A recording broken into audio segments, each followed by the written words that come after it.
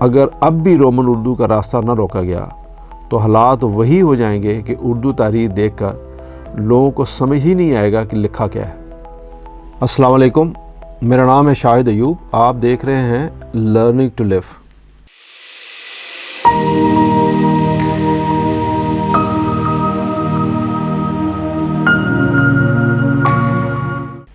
آج کا موضوع جو میں نے سلیکٹ کیا ہے وہ ایک ایسی چیز ہے جو ہم اکثر و بیشتر آپ کو، خاص طور پہ نوجوان آپ کو کرتے ہوئے نظر آتے ہیں۔ وہ یہ ہے، اس کو ہم جو معنی دے سکتے ہیں وہ کہلاتا ہے رومن اردو۔ یعنی یہ جو رومن اردو ہے یہ ہماری آنے والی نسلوں کو تباہ کرنے کی ایک بہت بڑی سازش ہے۔ رومن اردو سے مراد اردو الفاظ کو انگریزی حروف تہجی کی مدد سے لکھنا ہے۔ یعنی دوست ایک اردو کا لفظ ہے، اس کو آپ لکھ دیں DOST، یا کتاب ایک اردو کا لفظ ہے، اس کو آپ لکھ دیں KITAB۔ اس طرز تحریر کو دشمن اردو کہا جائے تو بے جانا ہوگا۔ اگر قارئین اس بات کو نہیں سمجھے کہ رومن اردو سے اردو رسم الخط کو کیا خطرہ لاحق ہے، تو اس کو سمجھنے کے لیے ترکوں کی مثال دی جا سکتی ہے۔ سلطنت عثمانیہ کے زوال کے بعد 1928 میں سیکولر ذہنیت کے حامل کمال اتاترک نے کئی طریقوں سے اسلام سے اپنی نفرت کا اظہار کیا، جیسے اذان پابندی، حج و عمرہ کرنے کو ممنوع قرار دیا، آیا صوفیہ جیسی عظیم الشان مسجد کو میوزیم میں تبدیل کیا، اور یہاں تک کہ ہجری کیلنڈر کی جگہ عیسوی کیلنڈر کو نافذ کیا گیا۔ کمال اتاترک نے اسلام دشمنی کا ایک اور ثبوت دیا اور ترکی زبان جو عربی رسم الخط میں لکھی جاتی تھی اسے بدل کر رومن حروف میں لکھنے کا حکم دیا۔ یہ اسلام دشمن منصوبہ کامیاب رہا اور آنے والی نسل دیگر کتب تو دور کی بات قرآن مجید پڑھنے میں بھی دشواری کا سامنا کر رہی تھی، کیونکہ قرآن مجید بھی عربی رسم الخط میں ہے۔ نتیجے کے طور پہ سلطنت عثمانیہ کے زمانے میں لکھی جانے والی بیش بہا کتب کا خزانہ تو موجود تھا، لیکن ترک ان کتابوں کو پڑھنے سے قاصر تھے۔ کسی نے ان حالات کا کیا خوب تجزیہ کیا کہ ترک قوم رات کو سوئی تو پڑھی لکھی، لیکن صبح اٹھی تو ان پڑھ ہو چکی تھی، کیونکہ ان کا واسطہ ایک ایسے رسم الخط سے پڑا تھا جس سے وہ نابلد تھے۔ ترک اس حادثے کو اب تک نہیں بھولے، اور اسی حوالے سے صدر رجب طیب اردگان نے کہا تھا، دنیا میں مجھے ایسی کوئی قوم بتا دے جو اپنی تاریخ اور تہذیب کے اصلی نسخوں ہی کو پڑھنے سے محروم ہو۔ افسوس کہ ہماری قوم بھی ہر گزرتے دن اپنے رسم الخط کو فراموش کرتی جا رہی ہے، اور ہم بھی یہی غلطی دہرا رہے ہیں۔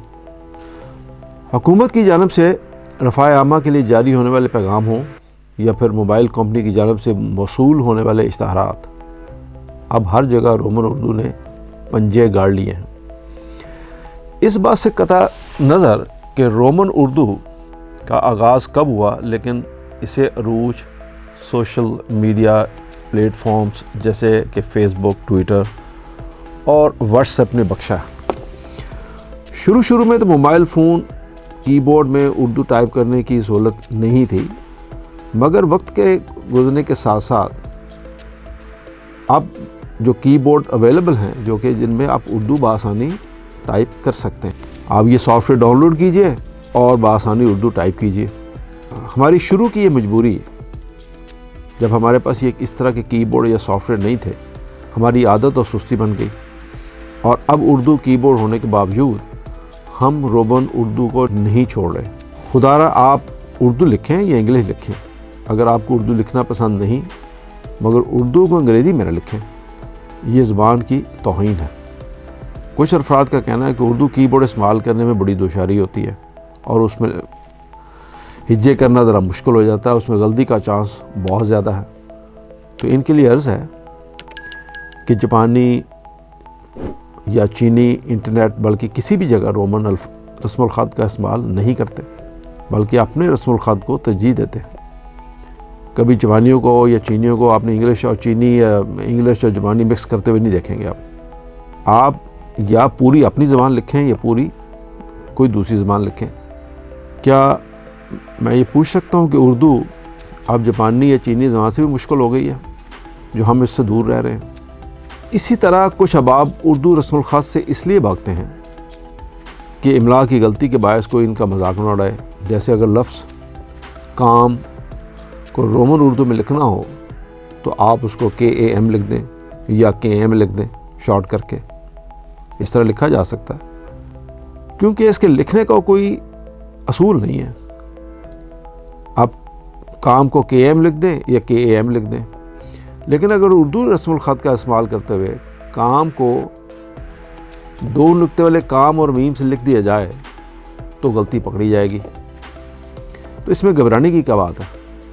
اگر آپ نے کوئی لفظ غلط لکھ دیا، اس کی املا غلط ہو گئی، تو کوئی دوسرا شخص آپ کی اصلاح کر دے گا، تو آپ اس کا شکریہ ادا کریں.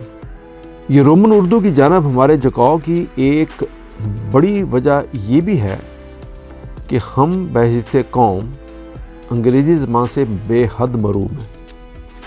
ہمیں اس بات کو سمجھنے میں دیر نہیں لگانی چاہیے کہ کسی بھی زبان کو بننے اور بگڑنے میں وقت لگتا ہے، یا پھر یوں کہیے کہ آنے والی نسل یا نسلیں زبان کی صورت بناتے یا بگاڑتے ہیں. ہمارے یہاں ایک نسل تو رومن اردو لکھتے بڑی ہو گئی ہے، اور اگر اب بھی رومن اردو کا راستہ نہ روکا گیا تو حالات وہی ہو جائیں گے کہ اردو تحریر دیکھ کر لوگوں کو سمجھ ہی نہیں آئے گا کہ لکھا کیا ہے. اور اس بات پر سارے متفق ہیں کہ جس زبان کا رسم الخط نہ رہے تو اس کے دامن میں موجود ادب کا بیش بہا سرمایہ بھی ضائع ہو جاتا ہے. یہاں میں ایک بات اور عرض کرتا چلوں کہ آپ نے اکثر دیکھا ہوگا کہ ہمارے لوگوں میں ایک عجیب چیز ڈیولپ ہوتی جا رہی ہے کہ یا ہم ایک لفظ یا ایک سنٹینس جب مکمل کرتے ہیں اور اس سنٹینس کے اندر اگر 10 الفاظ ہیں تو اس میں سے لوگ کوشش کرتے ہیں 3 اردو کے اور 3 انگلش کے مکس کر کے بولیں اور دوسروں کو امپریس کرنے کی کوشش کریں. یہ ایک بیماری نوجوانوں میں بھی بہت تیزی سے پھیل رہی ہے. تو میری ان تمام دوستوں سے گزارش ہے کہ آپ بولیں تو ایک صحیح اردو بولیں. زبان سیکھنے میں کوئی برائی نہیں ہے.